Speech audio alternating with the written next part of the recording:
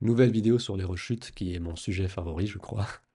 Ce qui n'est pas, ce qui ne doit pas être une excuse pour rechuter continuellement, pour ensuite faire des vidéos sur les rechutes. Mais, mais voilà, il faut être humble aussi. Moi, j'espère que j'ai fini de rechuter. Ça fait 8 jours seulement maintenant depuis la dernière, 8 ou 9, peu importe, 9. 9 jours après la dernière rechute. Et très souvent, après les rechutes, je me suis dit ou je me suis senti comme si c'était la dernière fois, tu vois. Mais voilà, toi-même, tu sais, si t'es sur ce chemin aussi de la rétention séminale et de préserver ton énergie sexuelle, tu sais que il faut être humble et que voilà, on peut croire qu'on a complètement transcendé l'instinct sexuel et qu'on n'est plus du tout soumis, enfin, on n'est plus sujet à des rechutes et à des comportements compulsifs. Et on réalise que, bah voilà, ça arrive. Il y a quand même des rechutes qui surviennent malgré ce sentiment d'avoir réussi et c'est pas grave. La, la vraie, le truc qui est vraiment important, c'est comment on réagit aux rechutes. Est-ce que on se relève tout de suite ou est-ce que on se donne des coups à soi-même, tu vois? Et du coup, on reste à terre. On reste à terre plus longtemps que nécessaire. Donc, et aussi, il faut pas se dire juste, ah, j'ai rechuté, je me relève et c'est bon, tu vois. Il faut se relever tout de suite, mais être conscient. Amener la conscience, être le plus conscient possible, le plus souvent possible, dans tout ce qu'on fait, en fait. Évoluer spirituellement, c'est ça, en fait. C'est simplement être conscient le plus possible. Et, et j'ai déjà fait, dans les autres vidéos, je vais mettre toutes les vidéos sur les rechutes ou je vais mettre un lien vers la playlist plutôt. Je vais faire une playlist sur les rechutes, enfin qui contiendra toutes les vidéos sur les rechutes et tu pourras aller les consulter si tu l'as pas déjà fait. Et j'ai déjà fait une vidéo, la première, je crois, qui s'intitulait Quand tu rechutes, reste conscient.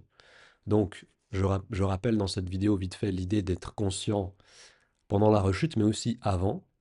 C'est-à-dire qu'est-ce qui se passe, tu vois? Parce que et en fait ensuite et d'être au début, ça va être plus facile d'être conscient après la rechute. Parce que parce que c'est subtil. Il y a tellement de choses qui peuvent nous amener à rechuter. Au début, quand c'est la première fois qu'on commence à conscientiser, à rechuter consciemment en quelque sorte, ou à ramener plus de conscience, on va être conscient surtout après et on va pouvoir. C'est ça que je t'invite à faire. La première chose, c'est de d'écrire, d'analyser tes rechutes. Et je vais te montrer dans un instant mon écran pour te montrer. Je ne vais pas rentrer dans les détails de mes rechutes, mais il y aura une sorte d'aperçu et je vais pouvoir partager quelques trucs qui me paraissent intéressants sur ma propre analyse de mes propres rechutes et de mon propre chemin. Mais voilà, dans un premier temps, tu analyses tes rechutes, voilà, tu viens de rechuter et tu te poses et t'écris un maximum de choses qui te paraissent pertinentes par rapport à ta rechute. Déjà, le plus facile peut-être, c'est de commencer par comment tu te sens là maintenant. Tu vois, tout de suite, tu viens de rechuter, comment tu te sens physiquement, et il faut pas que tu t'écrives comment tu te sens mentalement, parce que il y a de fortes chances que voilà, ton mood il a descendu, tu t'es pas très content de toi, tu vois. Mais ça, il faut laisser de côté. C'est pas important, c'est pas intéressant. Que tu écrives, ah, je m'en veux parce que j'ai rechuté, je suis qu'une merde, etc. J'espère que tu t'es pas dans ce stade où tu penses ce genre de choses de toi. Mais si c'est le cas, ne les écris pas parce que c'est pas important. Ça t'avance à quoi?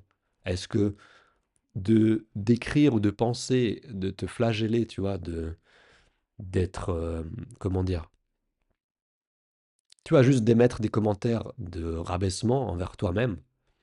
Tu crois que, tu sais, c'est ton ego qui a ce mécanisme. Déjà, c'est ton ego qui t'a fait rechuter en quelque sorte et qui t'a convaincu, tu vois, qui a rationalisé le fait déjà de faire du hedging et ensuite d'éventuellement rechuter. Et c'est ton ego aussi qui va te taper dessus en quelque sorte après la rechute, tu vois. C'est complètement absurde. Donc, laisse ça de côté, ça ne sert absolument à rien. Mais écris physiologiquement et factuellement comment tu te sens, tu vois. Dans ton corps, comment tu te sens. Où elle est, enfin, ton énergie, elle est comment.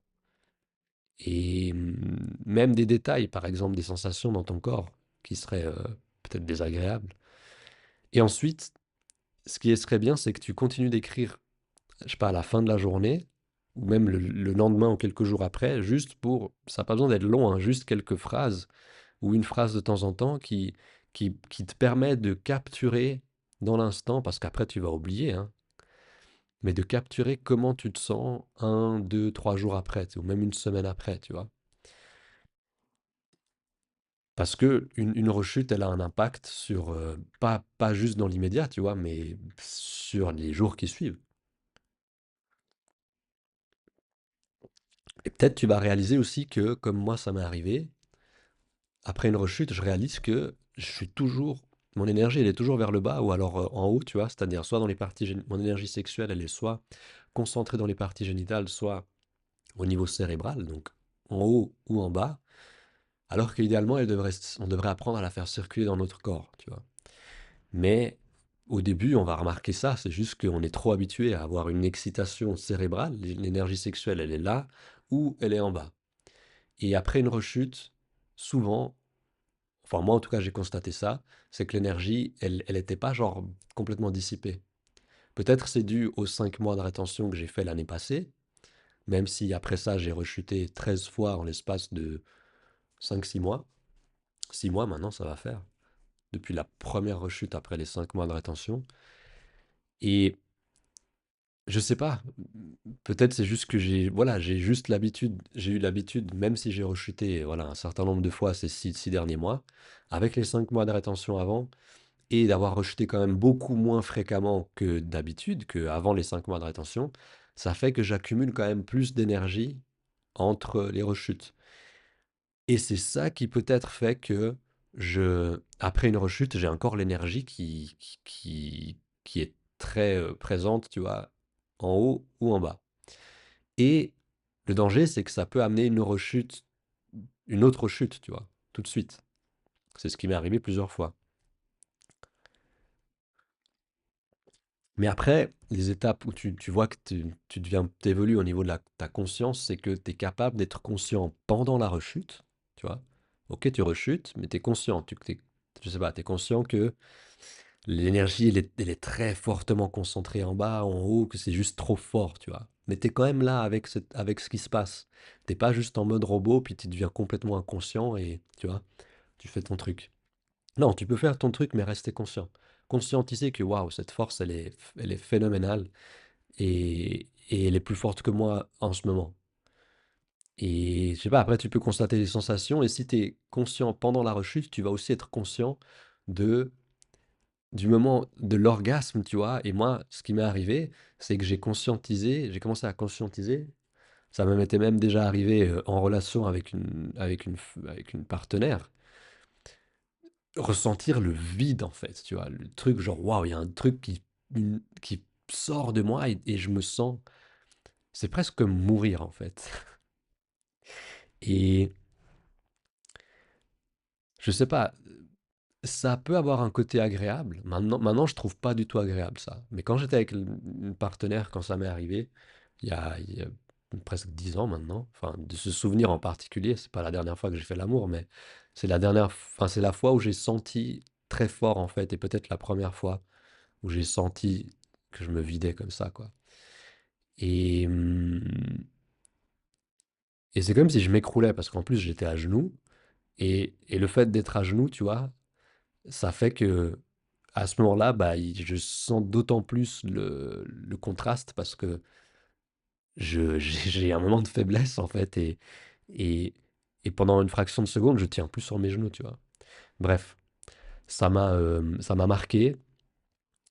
Et l'étape suivante, c'est que tu vas réussir à être conscient avant la rechute. Ça ne veut pas dire que tu vas réussir à éviter la rechute, pas forcément, pas tout le temps, mais tu vas être conscient avant. Et plus tu es conscient, en général, donc plus tu es conscient avant aussi, ce qui est le plus important finalement, enfin, comme j'ai dit, ça a des étapes.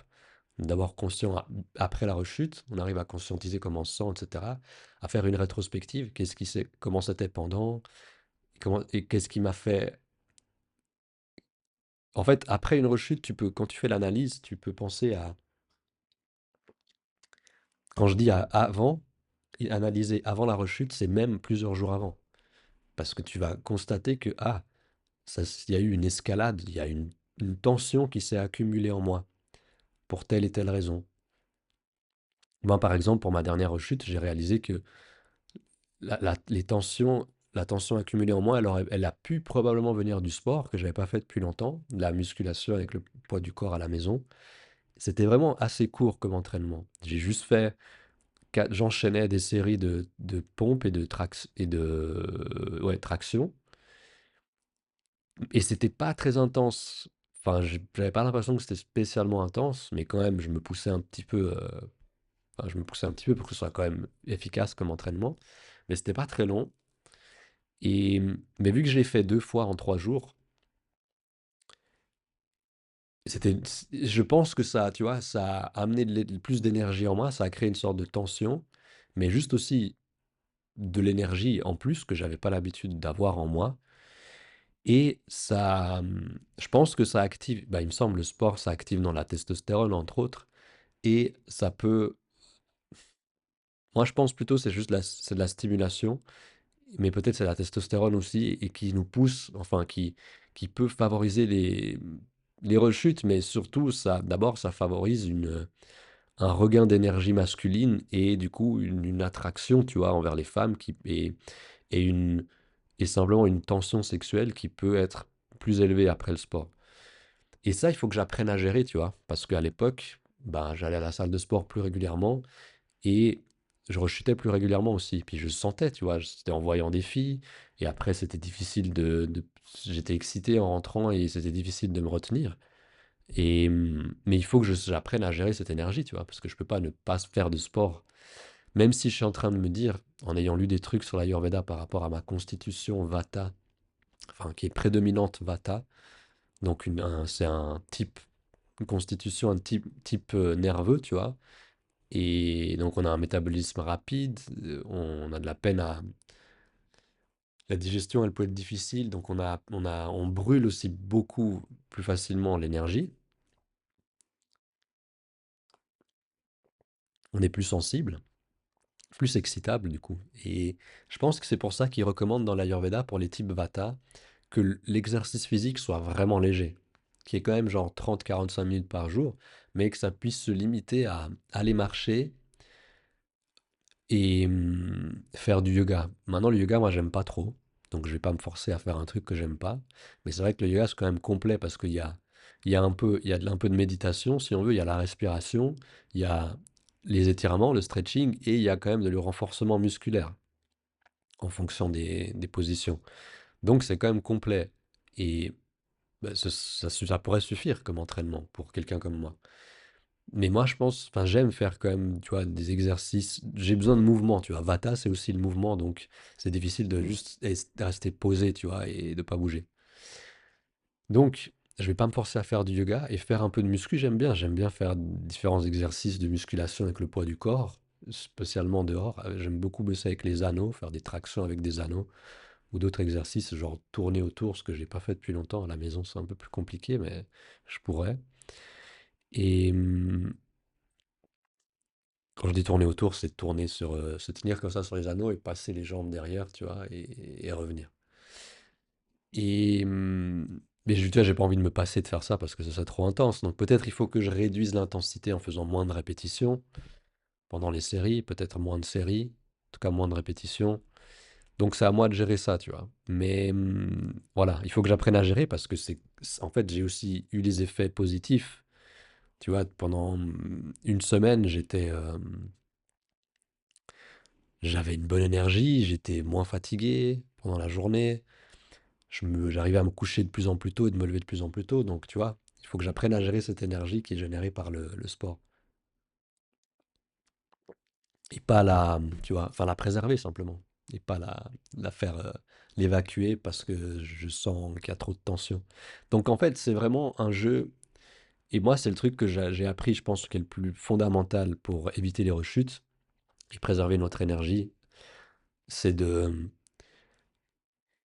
C'est d'apprendre à gérer cet équilibre entre, enfin ouais, la tension et la relaxation, tu vois? Si on accumule de la tension pour X raisons, il faut ensuite qu'on se rééquilibre avec de la relaxation profonde. Plus ou moins, enfin, généralement, la relaxation profonde, c'est vraiment ce qui va faire le plus d'effet parce que c'est profond. De se dire, enfin, voilà, tu vois, le truc relaxation profonde, pour moi, c'est faire du yoga nidra. Peut-être faire une sieste de 10 minutes, une turbo sieste, là, je sais pas comment on dit. C'est, ça peut être considéré comme de la relaxation profonde, mais je pense que le yoga nidra, c'est encore plus profond. Méditation guidée, sur le dos, tu peux faire 10 minutes, tu peux faire 30 minutes. Je pense que 30 minutes par jour, c'est bien, à la moitié de la journée. C'est comme si tu recommençais ta journée ensuite, tu vois. Et avec une énergie un peu du matin, mais en fait, c'est la moitié c'est le début d'après-midi. Ou au pire des cas, le faire en rentrant ou en finissant ta journée, en rentrant du travail ou de l'école, à un petit peu à 17-18 heures. Mais il faut pas t'endormir. C'est pour ça que le yoga nidra est intéressant, c'est qu'on ne s'endort pas, mais on est à un état entre deux, entre l'éveil et le sommeil, et on est vigilant. En fait, on est relaxé, mais vigilant. Et c'est d'ailleurs dans cet état qu'on peut avoir des, euh, des moments de enfin comment dire, des flashs créatifs ou des. Enfin, je pense que c'est dans cet état qu'on a une créativité qui peut être particulièrement intéressante. Comme j'en ai déjà parlé dans une autre vidéo, je crois, je suis pas sûr. Euh, Comment il s'appelle? Salvador Dali, le peintre qui peignait des choses qui étaient qui avaient l'air oniriques, qui avaient une vibe un peu onirique, donc on aurait dit que c'était un rêve. Et c'est parce qu'en fait, il avait l'habitude de s'endormir, je crois qu'il faisait ça assis plus ou moins, et il tenait une cuillère, il me semble, entre ses doigts, et il faisait ça parce qu'au moment où il allait vraiment s'endormir, il s'assoupit, et au moment où il s'endort, où il est sur le point de s'endormir, le corps se relâche, et donc la main s'ouvre, et enfin se relâche en tout cas, et la cuillère tombe. Et le bruit de la cuillère qui tombe, ça le réveille, et en fait, il peut du coup capturer, enfin, il peut se souvenir de ce qu'il était en train de commencer à rêver, tu vois. Alors que si on en dort ensuite plus longtemps, après, c'est plus facile d'oublier ce qu'on a rêvé. Et en fait, il rêvait dans ces instants-là enfin, ce dont il rêvait, il le peignait par la suite. Et moi, j'ai déjà expérimenté des trucs un peu comme ça, mais j'arrivais pas à me souvenir vraiment de ce que je rêvais. Enfin, si, c'est arrivé une fois pour de En fait, je faisais une sieste comme ça, et il y a le réveil, une alarme iPhone qui me réveille. Enfin, l'alarme que j'avais mis, quoi. Et la mélodie de l'alarme, le rythme, m'a inspiré pour un des morceaux sur lequel j'étais en train de travailler. Et après, j'ai reproduit le rythme de l'alarme, si on veut, dans, dans mon morceau. Et ce qui est drôle, c'est que c'était difficile, une fois éveillé, de comprendre le lien avec l'alarme, tu vois. C'était un peu subtil. C'est intéressant. Genre, dans mon état à moitié endormi, j'avais capté ça, tu vois. Mais Mais une fois éveillé, que je crée la chose, c'était, c'était beaucoup plus difficile c'était pas immédiat, tu vois, instantané de comprendre le lien entre l'alarme, la mélodie de l'alarme, le rythme et ce que j'ai fait dans mon morceau. Bref, je t'ai pas encore montré l'écran. La vidéo, elle est déjà méga longue, mais c'est pas grave. Je pense qu'elle est assez intéressante. Je pense que je me suis un peu perdu, que je voulais dire autre chose, mais c'est pas grave. Je vais changer Enfin, je te montre mon écran. Donc, ce qui est intéressant ici, déjà, je t'invite à faire ça pour toi-même. À tenir un peu un. Non, à la base, c'est ce que je pensais mettre dans mon livre, mais je vais pas du tout mettre tout ça. C'est genre, j'ai écrit. Il y a 6000 mots. Bon, de toute façon, je devrais épurer si je le publierais ça dans mon livre, mais c'est pas. Après, je me suis dit, c'est pas pertinent pour le lecteur d'avoir tous ces détails. Mais les détails, ils sont importants pour toi. Enfin, toi, fais ta propre analyse de tes propres rechutes, et les détails que tu mets, ils vont être importants pour toi. Donc, ce que moi je trouve déjà intéressant, en fait, c'est qu'avoir une sorte de calendrier, d'agenda de rechute, ça permet de, ça permet, d'identifier des patterns déjà. Et moi, tu vois, ce qui s'est passé, c'est que j'ai fait 5 mois de rétention et après j'ai commencé à rechuter. Et au début, il y avait, tu vois, j'ai mis les dates et il y a pas mal de temps entre deux rechutes. Tu vois, là, il y a quoi? Il y a un peu plus de 2 semaines, je crois. Ensuite, là, il y a une quasi-rechute à cause d'une intoxication alimentaire. J'en ai parlé, je crois, dans une précédente vidéo. Mais j'ai pas rechuté, mais je me suis quand même exposé à des contenus dangereux, on va dire. Et là, ensuite, il y a plus d'un mois. Et tu vois, pour moi, c'est intéressant d'analyser, bon, qu'est-ce qui s'est passé? Et bon, voilà, j'ai fait mon analyse de toute façon, tout ça, c'est déjà fait. Et là, j'ai pu constater déjà l'escalade. Enfin, il y a déjà eu une escalade ici, tu vois, de hedging. J'ai pas rechuté tout de suite, j'avais pas l'intention de rechuter, évidemment. Mais il y a eu beaucoup trop de hedging, c'était trop intense sur peut-être plusieurs jours. C'était intense surtout le dernier jour. Et voilà, bref. Donc là, il y a déjà, enfin, j'essaie d'identifier une pattern par rapport au temps qui se passe entre deux rechutes. Là, de nouveau, il y a un peu moins, il y a moins d'un mois. Et surtout, là, on a une première pattern qui se dessine. C'est après avoir eu 3 rechutes en l'espace de, tu vois, 2 mois, de mi-août à mi-octobre, 3 rechutes. Là, on a tout d'un coup 3 rechutes en 3 jours. Enfin, on peut dire 2 jours. Enfin, 6, 7, 8, bon, ça fait 3 jours. Et, voilà, là, il y a une pattern. Genre, ok, tout d'un coup, tu vois, j'ai fait 5 mois de rétention. Après, ok, j'ai rechuté avec quelques semaines, plus d'un mois d'écart entre les rechutes. Et tout d'un coup, 3 rechutes. Enfin, voilà, au début, 3 rechutes, comme je l'ai dit. Le plus important, c'était plus clair comme ça. 3 rechutes en 2 mois. Et là, 3 rechutes en 3 jours. Qu'est-ce qui se passe?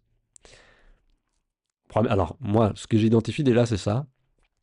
AVN, c'est extrêmement dangereux. Là, tu vas pouvoir tester. J'hésitais, je me disais, je vais jamais parler des AVN parce que ça peut attiser la curiosité. Et si les gars qui regardent une vidéo, ils vont regarder ça, ça va être compliqué pour eux. Mais bon, c'est pas ma responsabilité ce que tu fais. Et c'est difficile d'éviter d'en parler parce que ça fait partie de. Voilà, au moins je suis transparent, tu vois. Moi, ma recommandation, c'est juste. Je vais même pas te dire à quoi correspond l'acronyme. Peut-être tu vas aller voir ce que c'est. Mais voilà, c'est pas les trucs, c'est pas des sites, c'est pas des vidéos, c'est pas des photos, c'est autre chose. Mais c'est extrêmement dangereux parce que c'est hyper chargé en dopamine, la manière dont ça fonctionne.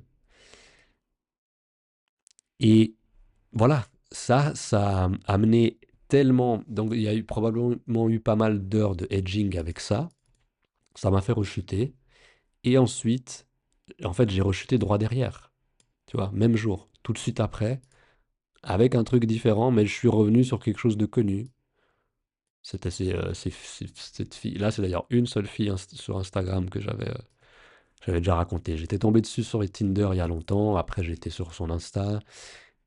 Et après, voilà, je regarde, enfin, j'étais super emballé par elle et une de ses copines. Et bref, pas besoin d'entrer dans les détails, mais après, heureusement, une de ces deux filles avait rendu son profil privé et je pouvais plus y accéder. Mais bref, j'y suis revenu. Et ensuite, pareil, tu vois, l'énergie, elle est restée en bas. Et là, je l'ai bien détaillé dans mes rapports écrits.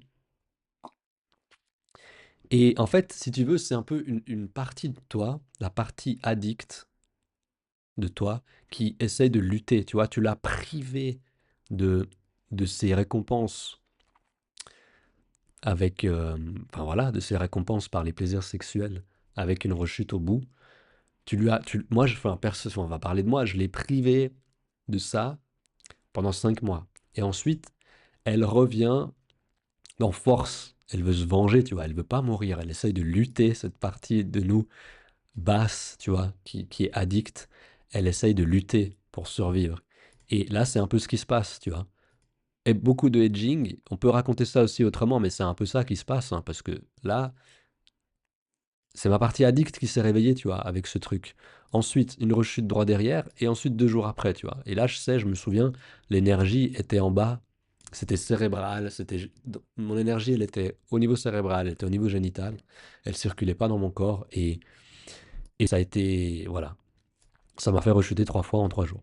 Ensuite, qu'est-ce qui se passe? Waouh, on a un mois pratiquement tranquille, et de nouveau, c'est presque plus violent que la fois d'avant, mais c'est 4 chutes en 7 jours, dont euh, elles sont couplées en fait, tu vois. 2 rechutes d'affilée le même jour en l'espace de, je sais plus, c'était 1 heure ou quoi. Et là, c'était en l'espace de quelques minutes, je crois. Ou l'inverse, je sais plus. Mais c'était violent, quoi. Et de nouveau, c'était une AVN. Ah non, c'était une nouvelle en fait. Donc voilà, ça a fait que c'était encore plus excitant, parce qu'il y avait de la nouveauté. Et là, c'était voilà, la même chose. Donc ça montre déjà une nouvelle pattern et genre la puissance de la, de notre version de nous addict, quoi. Notre nous addict. Enfin voilà, cette addiction qui est puissante et surtout c'est le hedging. C'est pourquoi il y a eu autant de rechutes et tout, c'est parce que j'ai hedge pendant. Enfin, tu vois, ce type de contenu, c'est tellement sujet au hedging, que c'est un truc de malade. Et ensuite, pareil, presque un mois. Aussi, là, je sais que s'il y a eu. C'est par rapport à ce qui s'est. Ma vie, elle a été un peu plus active socialement et elle a été plus intéressante aussi entre ces 2 rechutes. Tu vois, j'étais allé faire un stage de cuisine ayurvédique et j'ai rencontré des nouvelles personnes, un nouveau lieu trop stylé dans les Cévennes, trop inspirant, tu vois, et ça m'a permis, ça a rendu ma vie plus intéressante, tu vois, et ça a aussi canalisé un peu mon énergie. Et après, j'ai dû probablement revenir dans une sorte de routine, dans un confort qui a favorisé ces rechutes. Puis il y a la tension qui a pu s'accumuler. Bon voilà, ça, je rentre pas dans les détails, j'ai déjà un peu détaillé dans les vidéos précédentes, mais c'est surtout à toi d'analyser en détail tes propres rechutes. Et là, on va finir là-dessus, c'est que c'est pas grave, c'est un peu long cette vidéo, mais j'avais envie d'aller au bout, de partager vraiment à fond ce thème. Et là, moi, j'ai été content parce que bon, ok, de nouveau, le même type de contenu qui est super dangereux, comme je l'ai dit. Retour sur ça parce que c'est un truc connu. Je pensais pas que j'allais refaire ça, honnêtement. Mais voilà, ça s'est manifesté comme ça. Là, ce qui est intéressant, c'est que donc il y a eu une rechute et 2 jours après, c'est d'avoir croisé des regards avec une fille à plusieurs reprises qui m'a réactivé. Et ça a été difficile enfin, voilà, j'ai rechuté par la suite un peu à cause de ça, si on veut. Et la dernière rechute, encore, tu vois, je suis accaparé complètement par cet univers. Et je savais dès le début que c'était super dangereux et que ça allait être un peu compliqué. Mais, mais j'arrive à m'en extraire, tu vois, par période. Et là, j'ai plus remis mes yeux là-dessus depuis 9 jours, donc c'est bon signe. Mais ce qui est intéressant, c'est une pattern de progression, tu vois, parce que là, on pourrait se dire, bon, ben, tu vois, je pourrais désespérer. Je me dis, attends, surtout après ça, tu vois, 4 chutes en 6 jours, deux fois de suite, tu vois. Euh, Qu'est-ce qui se passe? Tu vois, on pourrait se dire, est-ce que je suis en train de régresser? Mais en fait, non, parce que qu'est-ce qui se passe derrière? Ok, 3 rechutes de nouveau, mais cette fois, elles sont espacées, tu vois. Quand là, en décembre, j'en ai eu 4 en 6 jours, donc 2 fois, voilà, un même jour, 2 fois en peu de temps, fois 2. Cette fois, je rechute. Donc j'avais rechuté 4 fois en 7 jours, 6-7 jours. Et là, je rechute 3 fois en 10 jours. Et on peut même dire 3 fois en 10 jours plus ouais, 19 jours. Voilà. Puisqu'on peut rajouter les 8 jours de rétention qui ont suivi la dernière rechute. Donc il y a une progression. Et c'est ça que Il faut qu'à un moment donné, tu commences à identifier dans ton calendrier des rechutes, si on veut. Tu vois, il faut qu'à un moment donné, tu vois, c'est pas genre linéaire. Là, on peut se dire, bon, il y a eu 5 mois de rétention, et là, on se dit, bon, bah, on est en régression parce on commence à rechuter. Et on rechute une fois par mois, tu vois. Donc, on peut se dire, ah, ok, j'ai monté comme ça, et ensuite, attends, on est en descente en fait, parce qu'on commence à rechuter alors qu'on a fait 5 mois de rétention. Et après, qu'est-ce qui se passe? C'est pire, ça s'empire, tu vois. Enfin, pour moi, en tout cas, c'est comme ça que ça s'est passé. Ça s'empire. Les rechutes, elles commencent à devenir plus fréquentes et de manière vraiment inquiétante. Quand tu fais 2 rechutes d'affilée, tu te dis, attends, c'est quelque chose qui s'était pas passé avant, tu vois. Et enfin, je veux dire, avant les 5 mois de rétention, ça m'était arrivé. Même de faire ça tellement excité que ça m'a, sans même avoir juste en fantasmant, 3 fois de suite, ça m'était arrivé. Mais à l'époque, tu vois, j'étais pas en mode je vais préserver mon énergie, tu vois. Et là, j'étais complètement inconscient, j'étais accaparé par l'excitation. Mais bref, donc on se dit purée, mais en fait, on est en train de baisser, on est en train de régresser, qu'est-ce qui se passe? Les rechutes, elles continuent, elles deviennent plus fréquentes. Mais qu'est-ce qui se passe? Là, on commence à avoir quelque chose qui s'inverse, tu vois. Je, les- Non, en fait, le seul truc, enfin, le truc important que je dois détailler, alors non seulement de toute évidence, là, les rechutes, elles se sont espacées. Et encore une fois, il faut aussi se dire, il faut pas que, genre, imaginons en février, je rechute de ouf, tu vois. C'est pas censé arriver parce que je suis conscient mais on sait jamais. Je sais pas qu'est-ce qui peut m'arriver qui peut, je sais pas, me faire accumuler de la tension et je vais peut-être pas réussir à me rééquilibrer et ça peut être difficile à gérer, tu vois. Donc je vais rester humble et je sais pas ce qui va se passer, mais je vais faire de mon mieux dans tous les cas.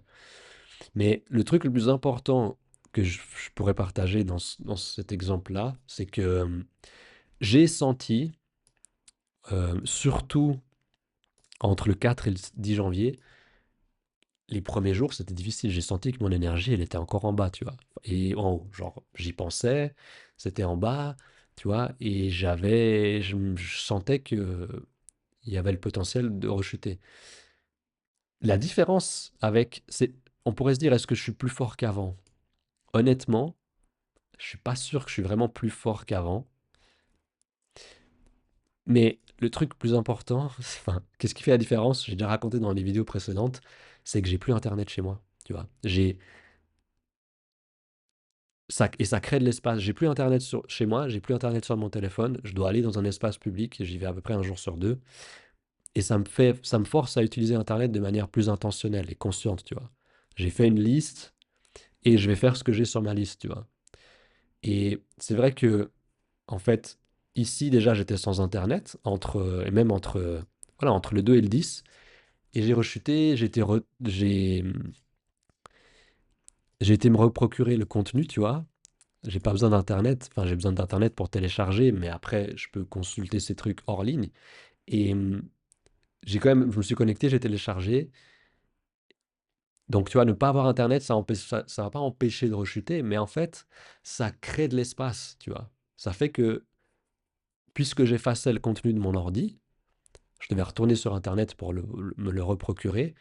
Et ben, quand ensuite le désir un peu, tu vois, il est encore actif entre les rechutes, là, ces dernières rechutes, et ben, je peux plus agir compulsivement, tu vois. Aussi parce que j'ai arrêté de fantasmer depuis presque un an et de me toucher de manière compulsive. Tu vois, ce truc, j'ai déjà raconté dans d'autres vidéos, j'ai eu une activation en regardant des vidéos sur la rétention séminale sur Beyond the Alchemy, uniquement, c'était ma seule source. Et depuis là, je n'avais plus ces comportements compulsifs en termes de fantasme et physique, tu vois, de me toucher. Par contre, le edging, ça a été l'étape suivante, tu vois, c'est toujours comme ça. On a l'excitation qui est un peu cérébrale et on va s'exposer à des choses qui sont excitantes avec l'objectif de ne pas rechuter, tu vois, l'intention de ne pas rechuter. Mais évidemment, si on fait monter trop la tension, on finit par rechuter parce que c'est impossible en fait. Quand il y a trop de tension qui s'accumule au niveau cérébral et génital, il faut être, enfin, c'est pas possible en fait de ne pas rechuter. On arrive à ne plus rechuter quand on arrête on a une abstinence mentale. C'est-à-dire que, et là je peux passer à changer la vue quand même maintenant, mais on ne rechute plus quand on est au stade où on est dans l'abstinence mentale. C'est-à-dire que on ne fantasme plus, ce qui était mon cas, à part quand j'ai été trop excité. Par exemple, quand j'ai croisé des regards avec cette fille, c'était genre en rentrant dans le centre commercial, on se croise, elle sort. Moi, je vais juste me mettre au chaud avant d'aller prendre le bus. Nos regards se croisent. Et parce que mon énergie, elle était, tu vois, c'est pas genre vraiment à cause des regards. C'est juste parce que mon énergie était vraiment concentrée au niveau cérébral et génital. Et ça, je sais pas si elle était, tu vois, elle avait une intention. Enfin, tu vois, si peut-être c'était, je sais pas pourquoi on s'est regardé. Mais moi, en tout cas, ça a eu cet effet. Et ensuite, je la croise à l'arrêt de bus et on prend le bus ensemble. Et ça m'a réactivé, tu vois. Et ça, en fait, ça a fait qu'ensuite, j'ai été faire du edging en regardant des choses. J'ai pas rechuté, mais ensuite, j'avais la tension tellement haute que j'ai rechuté en pensant à cette fille, mais genre J'étais tellement excité que ça a duré un instant, tu vois. Heureusement, j'ai pas pu me faire un scénario et tout. Mais, mais sinon, j'ai pas fantasmé en l'espace de. Enfin, ça fait presque un an, quoi. Et qu'est-ce que je voulais dire à la base? C'est que oui, le seul truc qui restait, c'était cette. Purée, je me suis un peu perdu. Je sais plus si c'est ça que je voulais dire. Mais en fait, il y a quand même cette tendance à s'exposer à des contenus, enfin à des choses qui sont stimulantes et excitantes. Et ensuite, c'est très dur de. Je pense que je voulais dire un autre truc, mais c'est pas grave. Merde, est-ce que j'ai perdu le fil? J'avais une super conclusion. Mais en fait, la conclusion, c'était juste ça, je crois. C'est que il faut pratiquer l'abstinence mentale. Et donc, ne pas faire de hedging. Ne pas s'exposer déjà à des choses qui sont. Ça, est-ce que c'est.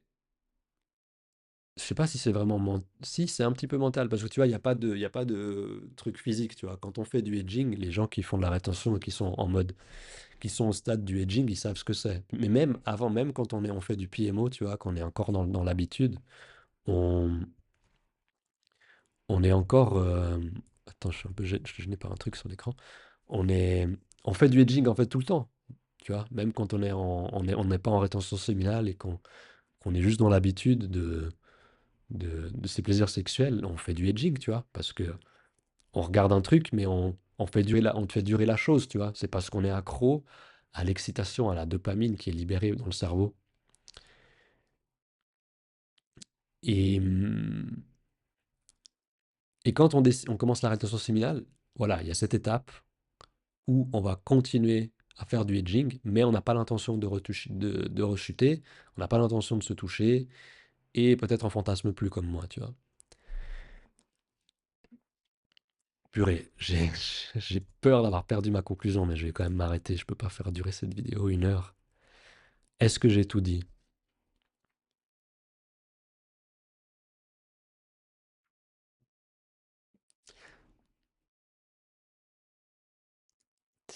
Ouais, voilà. J'ai enlevé Internet de chez moi. Ça me permet de créer cet espace. Et ça, c'est le truc qui est le plus important, c'est de réussir res- à ressentir. Parce qu'en fait, tu vois, le edging mental, il vient parce que il vient pas genre comme ça, tu vois. Il y a autre chose avant. Et ce qu'il y a avant, c'est une tension qui s'est accumulée en nous, pour X raisons. Par trop d'interactions sociales, quand on est sensible, tu vois, en plus, si on a trop d'interactions sociales, ça crée de la tension en nous. Ça peut être n'importe quoi, ça peut être du sport excessif, comme je l'ai raconté un peu avant. Ça peut être... Là, je parle de tous les trucs un peu plus subtils qui ne sont pas grossiers, explicites, comme regarder quelque chose d'excitant, tu vois. Et ça peut être regarder des films qui sont stimulants, tu vois, il y a trop d'action, il y a de la violence ou quoi, ça peut créer de la tension en nous. Si en plus ils te mettent des scènes de sexe par-ci par-là, tu vois, ça va favoriser ensuite l'escalade, si on veut. Et bref, il y a toutes sortes de choses qui peuvent créer de la tension en nous. Ça peut être de l'anxiété pour X raisons, ça peut être des, euh, des, des interactions qui sont, je sais pas, qui génèrent de la colère ou de l'inconfort. Et ensuite, on va se tourner vers le moyen le plus facile de relâcher cette tension, tu vois. Et pour beaucoup de mecs, ben, le moyen le plus facile, c'est les plaisirs sexuels, parce que on a créé cette habitude et c'est extrêmement accessible, gratifiant, c'est connecté en plus à l'instinct sexuel. Donc, tu vois, il y a la gratification parce qu'on trompe notre cerveau en faisant ça, en lui faisant croire qu'on s'est reproduit, tu vois, qu'on a procréé, que la mission biologique, elle est accomplie. Donc, il y a tous ces trucs qui font que ça peut être... Parce que c'est compliqué. Pourquoi on est là en train de parler de tout ça et on fait pas juste une vidéo, tu vois, mais c'est pas juste genre, tiens, on suit ce cours et puis à l'issue de ce cours, t'as transcendé l'instinct sexuel, tu vois. T'as, voilà, tu es libre de tout ça. Non, c'est pas si facile. Et on peut pas faire de cours non plus. Des gens qui vendent des cours là-dessus, mais c'est des menteurs juste parce que c'est ou qui te font cette promesse, tu vois. S'ils te font cette promesse en te vendant un cours ou je ne sais quoi, tu vois, même moi, le livre que je suis en train d'écrire, je fais pas une promesse sur le fait que tu lis ce livre et tu seras guéri, tu vois. Non, c'est un processus que chacun doit traverser, mais mon livre et mes vidéos, elles permettent, et mes partages d'expérience permettent de simplement d'activer une sagesse qui est en toi, de te partager un point de vue de quelqu'un qui est peut-être à un autre niveau dans ce processus, et que ça peut t'encourager, tu vois. Et ça peut aussi créer des connexions avec ce que toi tu vis, que tu n'as peut-être pas encore conscientisé à 100%, et te donner quelques pistes et t'encourager, voilà. Mais après, c'est toi qui vis la chose à ton propre rythme, et tu vois, c'est toi qui dois ramener ta conscience de ce que tu vis, en fait. Comme moi, voilà, je te l'ai documenté là de manière plus ou moins détaillée, et aussi dans les autres vidéos sur les rechutes en particulier. Et je crois qu'on va conclure là-dessus. Mais oui, effectivement, on est dans le hedging parce qu'en fait, le hedging s'active parce que on a une tension qui s'est accumulée en nous par plein d'autres, enfin, pour d'autres raisons qui ne sont pas sexuelles. Ou pas que, en tout cas. Sur ce, je m'arrête, sinon tu vois, on pourrait en parler pendant des heures. La vidéo, elle est beaucoup trop longue. Mais c'est pas grave, je le publie quand même comme ça et on verra bien quoi. C'est pas grave. Sur ce, passe une belle journée, préserve ton énergie, partage tes impressions dans les commentaires, tes questions pour tes suggestions pour les prochaines vidéos. Et sur ce, à la prochaine. Tu peux aussi faire des dons si tu veux pour supporter cette chaîne et tout le travail, toute l'énergie que je mets pour partager tout ça, pour soutenir le livre aussi, même si il est censé être publié et vendu d'ici quelques temps. Mais bref, ça fait vraiment la différence, tout type de soutien, où tu peux booker une consultation. Et à bientôt. Ciao.